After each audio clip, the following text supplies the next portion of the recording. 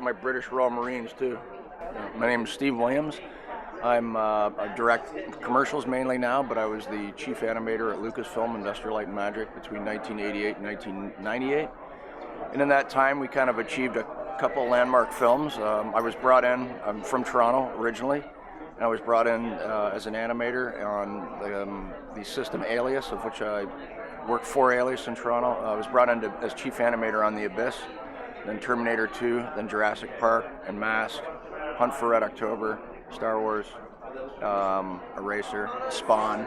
Quaint little indie film. But there was those main three. That's what really did it though. The Abyss was the one that set it off. It was 18 scenes, 72 seconds, and then Cameron had said, James Cameron said, he wrote the film. I mean, we were very much a research-based laboratory at that time, as opposed to a production facility. It felt more like research, right? Because no one in the world was doing this. So we came up with this method to build the pseudopod, and it was 18 scenes, 72 seconds, and Cameron had said had it failed, he just would have pulled it from the film. And that actually had a big impact. And so then he came to us with Terminator 2. And the antagonist was interlaced throughout the entire picture, the T-1000, the creature. So had he failed, that would have been a big deal. So we took a lot of the shots, looked very similar in the pseudopod and the Abyss, and as opposed to reflecting, we made them refract in a lot of the sequences in Terminator. Then I came up with a method using what we called at that time a B-Spline patch modeling system, which is Alias version 2.4.1, which is pre-Maya, okay, and started building and built the T-1000. And essentially I built the T-1000 like you would build a shirt, it's just four-sided B-Spline patches that get stitched together, C2 continuity, across the control vertices and everything. And this is the early days of archaic forward kinematic systems, And so that went very well, and I figured I'd build the T-1000 because Cameron goes, can you build a human? I said, yeah, you watch, right? So I started with a set of bones, right? And did walking bones tests, and then started building the actual clothes and the skin of the T-1000. So then what happened was that about a month before Terminator 2 was to release, which is July of 1991, my boss, Dennis Muren, and myself and Stefan Fangmar and all his head guys on Terminator, Mark DePay, he takes us out to lunch. He goes, Steven Spielberg has come to us, and he has a movie, okay, and it's called Jurassic Park. And what's going to happen is that Phil Tippett Studio is going to do all the stop motion, rubber prosthetics animation, okay? Because stop motion does not produce motion blur, okay? Because it's a static shots every time. And we're going to add motion blur to it. Mark DePay and I batted up, right? And we say, why don't we just build the whole thing in data? Oh, no. Can't be done. We've done chrome, we've done water, but we have not done a living, breathing creature. So I said, thank you very much. So I found a perfect scan in. I'll show you the scan if you want, of a T-Rex Baccata, and I started secretly building the bones. And I knew I wasn't going to be allowed to show it. I knew. It was all political, right?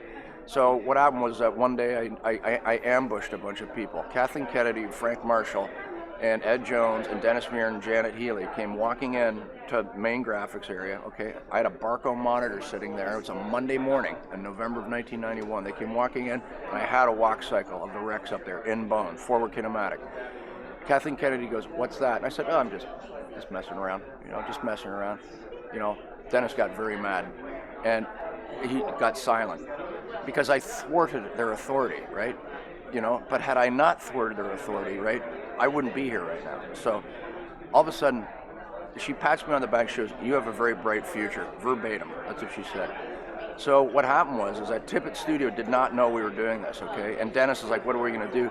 So he proposes to Spielberg, apparently, he goes, would you be interested in possibly maybe doing the whole thing in computer animation? And Spielberg said, prove it, Basically, I want to see it in the starkest, fully skinned sunlight, okay, walking.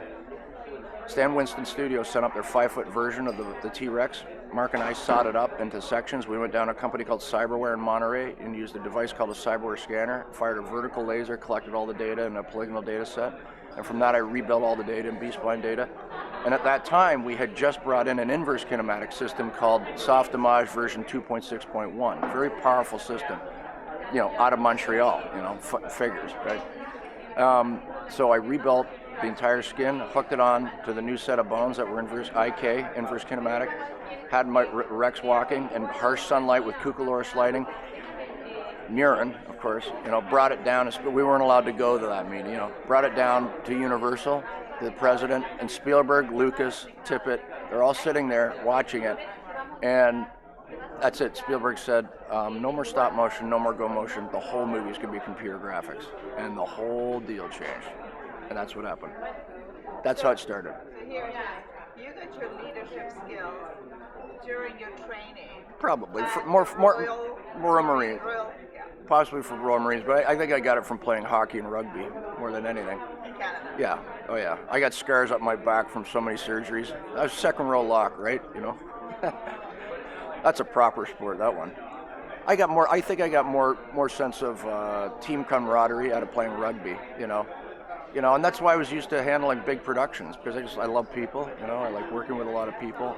And to me, the creative process, when you're working with a bunch of people, it always tends to sort of produce some really good results. I mean, that's what we found. And sadly, we're at a point now with visual effects films where, like Jurassic was 60 shots. Pacific Rim, in contrast, is 1,700 shots or 2,100 shots. And it's just an example. Technology will not save a bad script. Ask George Lucas about that in his last Star Wars, okay? And that's the sad reality of it now. And also we have this other little wrinkle, which is called the movies have to mimic the video game has to mimic the movies, and so kids are so desensitized now, their imagination isn't given a job, I feel. And it's like, if you look at like the 1979 release of Alien, Ridley Scott, it has this gorgeous thing called pace, and people forget about pace in films, right? Everything is a roller coaster now. You open, you draw blood right away. If I took like Pacific Rim, I just gave a big talk in Vancouver. John Knoll presented Pacific Rim, I presented Abyss, Terminator, Jurassic. But if you take like Pacific Rim, Transformers, Battleship, Iron Man, and I take clips from all those films and I put it together, it looks like the same film, Like everything looks the same now, So I've been asked to come back on Star Wars 7.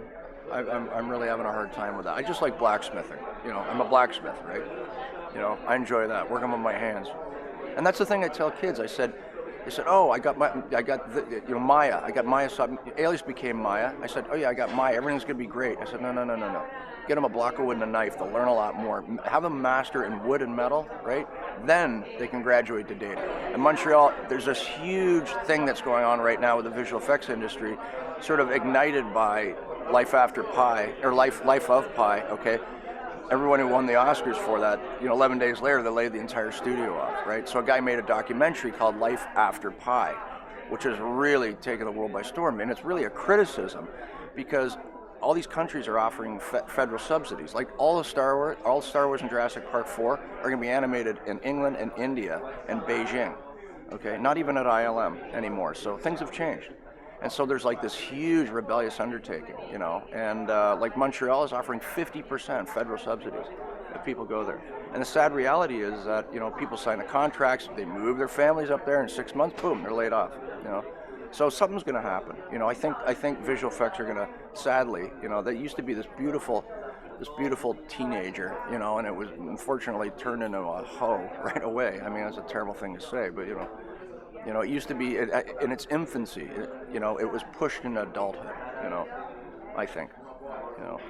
After Jurassic Park, we were offered, and I knew this is where the wheels were coming off. We thought, great, we are going to continue in this great road with this new fledgling thing, and we knew the T-Rex that I built. I knew it was going to change the world. We at some point we didn't think it'd be this big, but we were offered after that as our reward Casper, the friendly ghost. Now, I hated Casper when it was 2D, okay? And it had no right to be adapted into 3D. And that's what the problem is that certain, right, exactly. It's like taking a Rembrandt and saying, I'm going to do it in acrylic, and it'll be just the same, When you cross mediums like that, it doesn't work, That's what I felt, like the remake of all these films, just because computer animation is going to save the world, It's actually destroying filmmaking, sadly.